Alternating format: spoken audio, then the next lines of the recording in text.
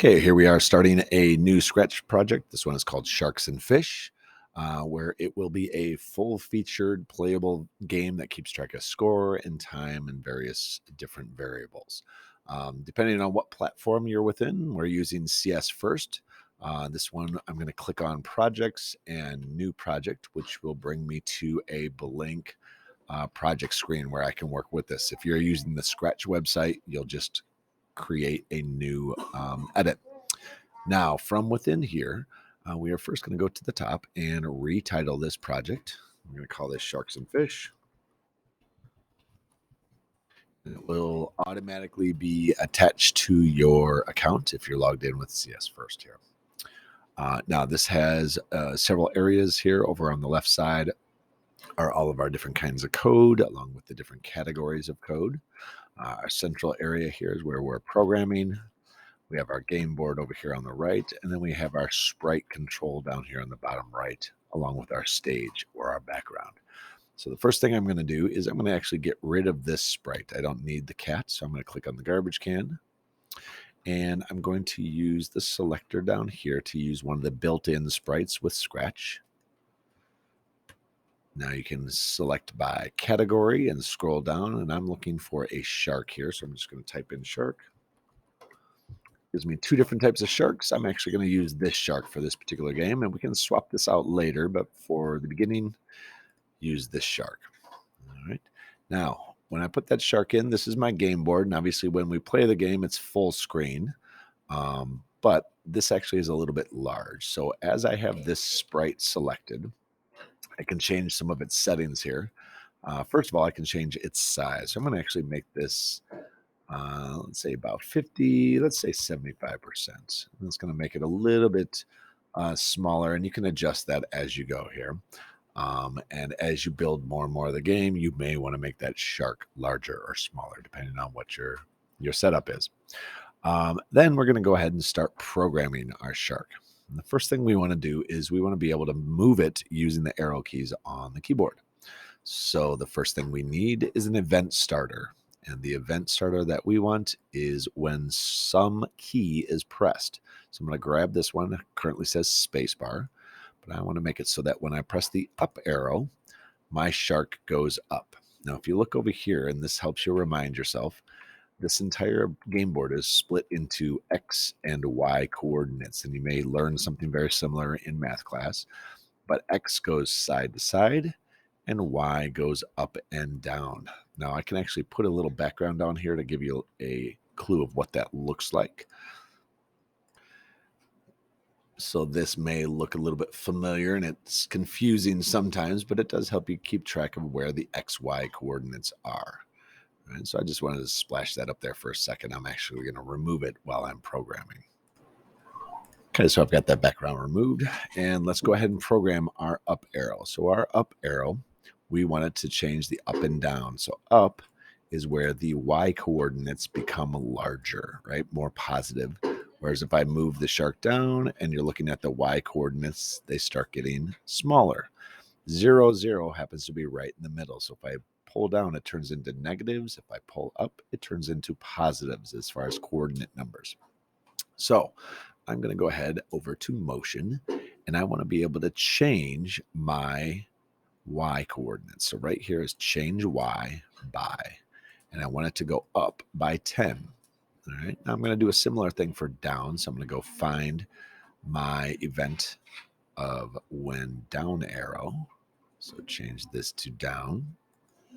And I want to go to motion and again find change Y.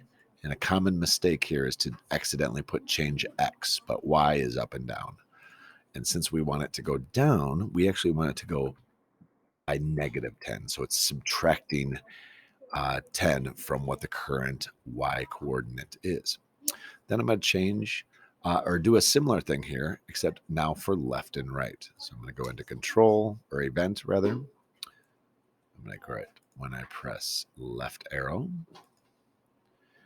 And that is going to go ahead and go to move -10 because I want it to go to the left, and going XY is left and right. Going to the left is negatives, going to the right is positives. And then I'm going to go and grab an event again. And it's when I press the right arrow. And I'm going to go to my motion of change X by 10.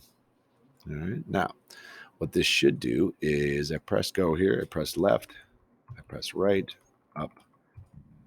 It works perfect. Now, when I go left and right, I want my shark to be able to turn around. So I'm going to add an additional code to my left and right arrow codes. So I'm going to go ahead and go into motion, and I'm going to do point in direction. So find that one here. When I go left, I want it to point to the left. So that's going to be -90. And point in direction to the right, I want it to be +90. Now, when I go left and right, it goes left and it goes right. Right. What can happen here, though, is it flips upside down. Right. So we need to make one more adjustment, and that is over here to our shark. So we're going to click on our shark, and we are going to change the orientation. So to do that, you click on direction, and I'm going to flip him right side up again. And I'm going to choose this option here, which is a left-right kind of mirror image. Instead of a complete 360, which is what it is currently doing, I want it to only go left or right as a mirror image. And we're going to go ahead and test that out. Once again, that's by clicking on direction. All right, pressing left, and then I'm moving right. Now, I do have one error here. This says move -10 steps. That's not what I want. That one, I want it to be change X by -10. So if you have errors, this is called debugging, going in here and figuring out what did you do wrong? What is happening? There we go. Now it should go left. Now it should go right. And that's it. Move 10 steps. That's a different way of doing this. All right, so I've got up, down, left, and right. Now, one final thing I want to do is I want to make it so that this shark is animated. And I'm going to do that through costumes. So if I click on costumes up here, you can see this shark actually has 3 costumes. Has mouth closed, mouth open, and then has a sick looking shark.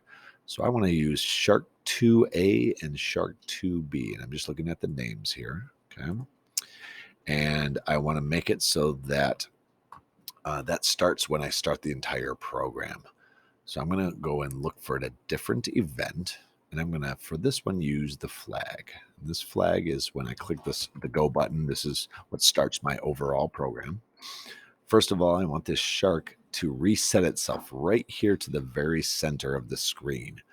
So I'm going to go to motion, and I'm going to say, you know what? I want you to go to 0, 0.